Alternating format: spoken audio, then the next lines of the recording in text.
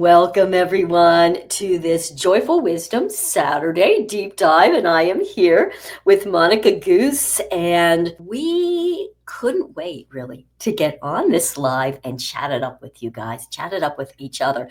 I went for a long walk yesterday. It was almost 60, which was such a blessing.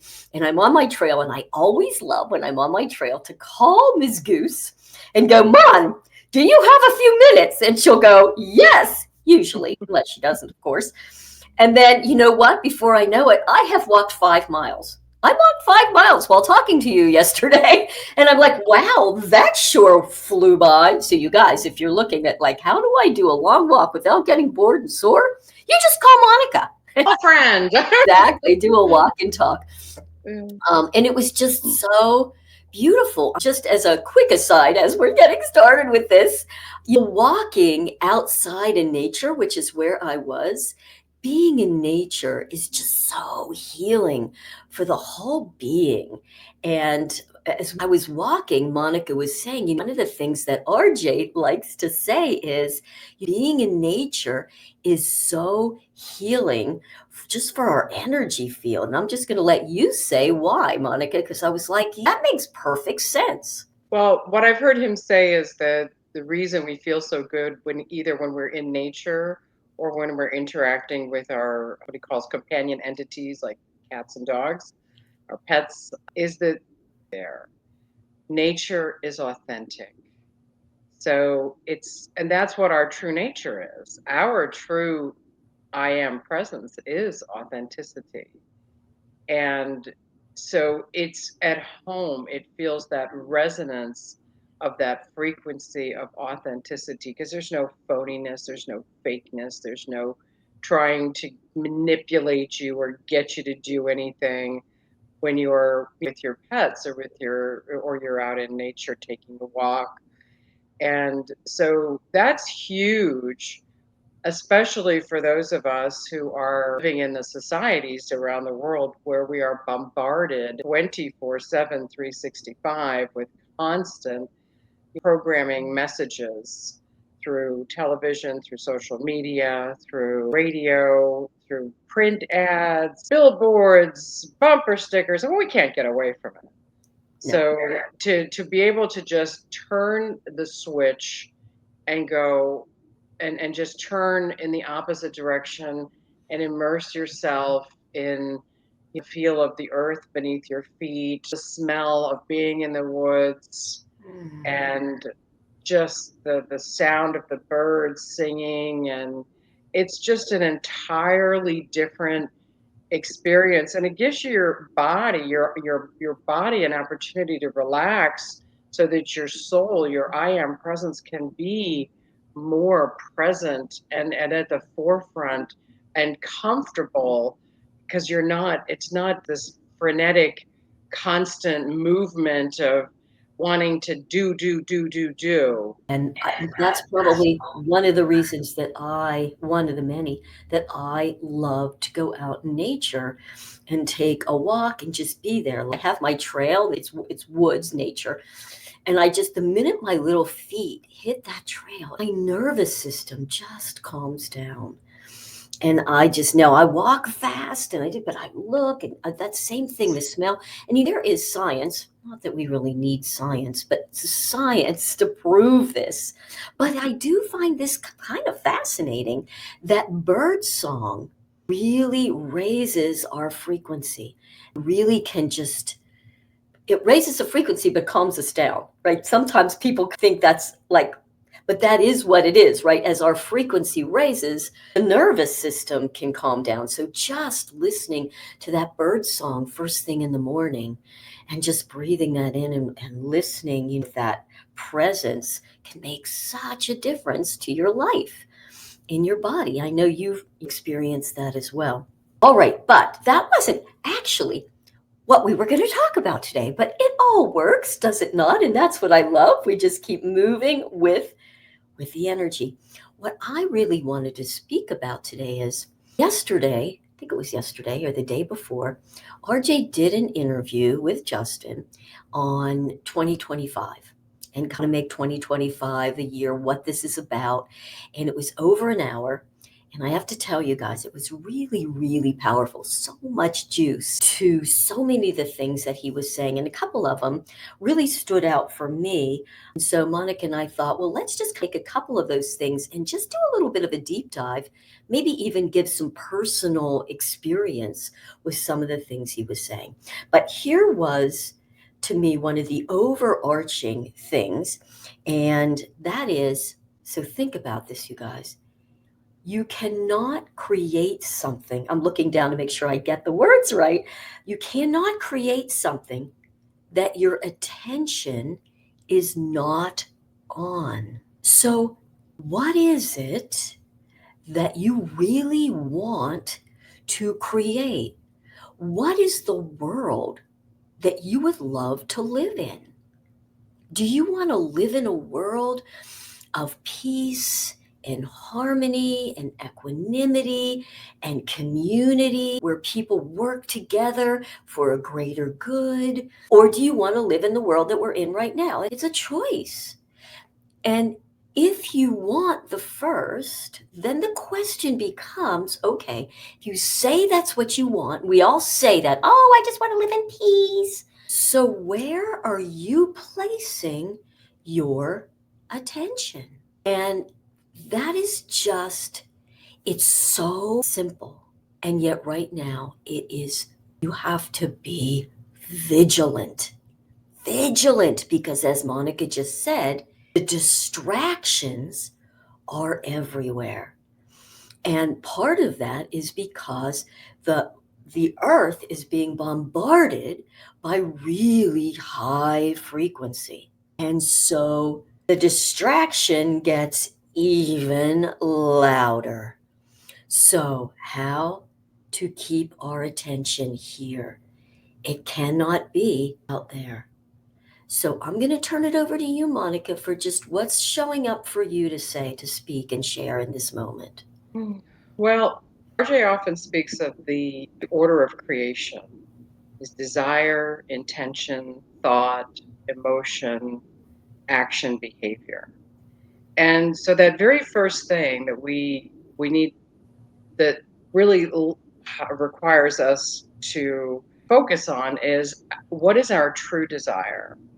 Now, this is where we have to begin to make that distinction between what are my true desires, the desires of my heart, of my I am presence, my higher mind, my soul, what I came here for, as opposed to what were the desires that were imprinted on me through societal conditioning and constant programming, right? We've all been told what we should desire to create, what we should want: bigger house, better job, more money, this, that, always more, more, more, more, more. When is that really the desire of my heart? Is that really the desire of my, am I really, so the first thing, is this the desire of my heart, of my soul, my higher self? Or is this a programmed desire? And we often set goals, and how many people have set a goal, achieved it, and then felt empty? Right. That's a sign that that was a desire born of your programmed subconscious mind. It Right. was not a desire of your I am presence. And how to know the difference is when you're striving to achieve a goal, when you're always focused on the outcome, then that's generally a desire born of the programmed mind. Right. Whereas when you have your desire, you set your intention, and in every moment you simply are present and moving in the direction of that, while being in presence and enjoying every moment towards the outcome without having an attachment to the outcome. So they're very different. They feel very different energetically. And the biggest difference, of course, is one keeps you in the present moment and one keeps you in the future. That's the domain of the ego mind identity, or the subconscious, brainwashed, traumatized mind. So there's that. I forgot the other parts of what we were talking about. That was so perfect. I love that. And most of my life, right, listening to and following, I'm going to use air quotes, even like business gurus, right? Tony Robbins comes to mind. And I'm not saying there's a thing wrong with Tony Robbins or his teachings or any of that. So I don't need pushback on that. But the bottom line fact is, Tony, you push, set a goal, right? We can't achieve something that we don't have a goal. We need a map. We need to put it all out. You're going to do it and we're going to make money and you're going to get your house. I'm not necessarily saying he's saying this. I'm making it a big example, and you're going to get the big house, and everybody's like, oh, the secret to manifestation, and I have a mansion, and I want, and I was always like just like this. And when I would buy into it, it just never felt good. I just always had such a hard time with that whole concept. I didn't have a concept of why I had a hard time with the concept necessarily, but it just felt so overwhelming to me, right? I've been in the fitness, right, and health biz, if you will, profession for so many years, right? And I would look at some of these very outwardly successful trainers who were like, get in there. And I'm just like, I was never that person, right? When I would have people, and I know that so many of my clients really wanted me to help them set a goal and keep accountable and make sure that I motivated them. And I just knew that wasn't the way. It didn't feel authentic to me to do it. And it didn't feel authentic to me as a coach. I would do it sometimes because that's what you are supposed to and should do. I was never really successful at it. Sorry to all those people. And so now I'm just in such a different place on how that is. And so I just want to share a really quick story because I think that stories help to illustrate some of these things. So for me, one of my, I'll use the word addictions, is to constantly do. And I think that has been so, I know it's been so programmed, so many of us. And I took that one on headlong, hook, line, and sinker. A do. I never even, to be honest, now I realize I never went into what do I desire? Never. It's just unbelievable to me that off I trotted. I didn't even know what I desired. It was just a doing. If I just kept moving and doing, here's how I would see it. Here's my feeling about it. If I kept doing, then the wave wouldn't come over me and drown me. Right? If I didn't keep doing, I wouldn't be relevant and people wouldn't love me and you wouldn't follow me. And like, can you just get that feeling? That's what my life up to the last year has really felt like. No wonder nervous system is shot, adrenal exhaustion. Let's just go right into the physicality of that, right? Immune system stuff. The body can only trot along for so long, right? I've heard RJ say that the body-mind complex was not designed to take instruction from the egoic mind, from that programmed mind, because it does do that. It does overtax the system to the point that the body will begin to fail. Absolutely. And it was designed perfectly to regenerate itself, rejuvenate itself, and to take instruction from the higher mind, the I am presence. And you're right, we have all been programmed to look in the opposite direction, away from that and towards what's going to make me fit in. What does society tell me I have to do to be relevant? Right? All of those things, all of that programming, it's time. It is so far past time, in my opinion, that Yeah. we begin to stop and get off this hamster wheel. And we touched on it earlier about the focus. Where are you placing your focus? When you stop placing your focus on out there, media, and all of the distractions, the binge watching Netflix and all that, y'all have no idea And until you really wake up and begin to see it, the amount of predictive programming that is in everything. Almost I can't even watch movies anymore because I can see all of the brainwashing and predictive programming in everything. Television shows. I haven't watched television in well over 5 years now. I just can't do it because I can see it and I can hear it and I don't like how it feels. It's like they're trying to control and manipulate my way of thinking and who I am by constantly bombarding. So I love how I've heard RJ speak of fasting, even has a book, a chapter in or an appendix in Supercharged Self Healing about fasting. Fasting is not just about food, it's about fasting from the constant consumption of information and entertainment and just getting into that the presence and the stillness. Mhm. And when you're able to do that, and I love the magic tricks. He has instantaneous magic tricks, and in a matter of seconds, you can pull yourself out of that Mhm. constant thinking mind. You know, because the ego mind identity, what he refers to, it lives in the past and the future.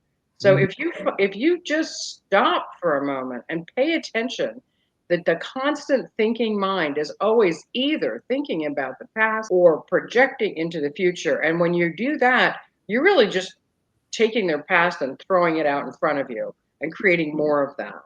Right. So when you use the instantaneous magic tricks, one of the favorites is the periscope, right? Just pretend that your eyes are, and actually your whole head is like the periscope, and you're simply the I am presence resides behind the heart and in front of the spine. That's where your the I am is, and it is the captain in the hull of the submarine, and the eyes are simply that periscope. There's no computer behind the periscope analyzing and criticizing and judging everything. It's just simply noticing and looking. Right. And these are some of the things that will get you to a place of calmness, stillness, presence. Avail yourself of these teachings, get the books, Supercharged Self Healing, Change Your Mind, and Access Super Consciousness. It is so liberating. You will not even believe how much your life will change in just a matter of a few months of applying some of these things. Right. Love it. Love it. Thank you for that. So I want to finish my story and then we can wrap it up. Thank you, Monica. So you always have such beautiful languaging of all of this.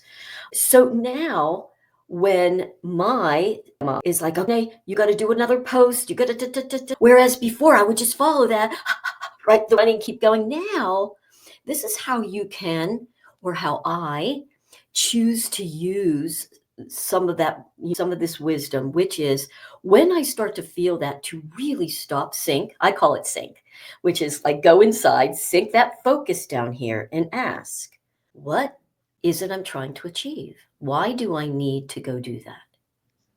And then I'll give myself some answer. Well, because you just feel something. And I'm like, no, no, no. What is the real motivation behind that? Behind that need to go do that thing out there. And what I always come back down to is simply fear. It's fear that I won't be relevant, fear that I'll disappear, right? Out there. It's a fear. I won't be good enough. People won't believe I'm not worthy enough. It just goes all the way back to those universal habits that RJ does talk about. And then I'm like, well, that's insane. Really, that makes, and so then once I can bring that base core belief, what's really driving it to my conscious mind, then I can go, oh damn, man, let me go to my meditation chair, let me breathe, let me listen to some music and just be. Because really, think about this, you guys. I'm going to use this to bring it all the way around.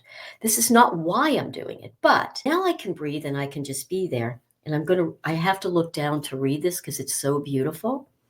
Because the universe mirrors, matches, and amplifies whatever it is, you're resonating. So if I'm resonating, I gotta get it done because I gotta make sure that I stay relevant and that I don't disappear. What am I gonna get more of? What do I have to do to keep that going? Right? Or maybe I can just sit in my chair, breathe, go inside, and really understand what's going on and resonate from that beautiful higher frequency place. And that's what I'm going to get more of. It cannot be but that. And I know that's how Monica is now living her best self life is from that place. And how cool is that, you guys? Yeah, I mean, everything in my life has changed by an order of magnitude to the positive. And really, I've sought these teachings my whole life. I've always been looking for what makes sense. And truth, we're talking about when you got down to your core motivation, it was fear. Well, I think when most of us really get down to our deepest core motivation, it's a fear that we're running away from. And again, that's the underlying programming. It's been the underlying narrative of this realm, of this planet for way too long. And I'm telling you, I have tried everything. I've done more teachers. I can't even remember them all. And this what he lays down is so simple, so effective, and so true. And I love it. He always says that the truth is simple. Yes. The truth doesn't require your participation, lies do. And when we start unraveling how much we have participated with the societal conditioning and the lies that we have been implanted with, you get out your flashlight of awareness, you start shining that flashlight of awareness onto all that, and Yeah. everything changes, and you will never that will never satiate again. Right. Only the presence, only the let it sink. I love that. Just sink into it. Melt. Thank you so much, Renee. Thank I you, Monica. really Everybody. I love these. And thanks for everybody who watches and gets on. And we will just stay right here because that's where it's on. How do you know that you had a good day? By how much presence you were able to bring into it. And with that, we will wish you all a wonderful week. Watch, pay attention to where you put your focus. in the show notes, there'll be links for how to get in touch with us if you want to go for deeper with us. Absolutely. All Love right. you.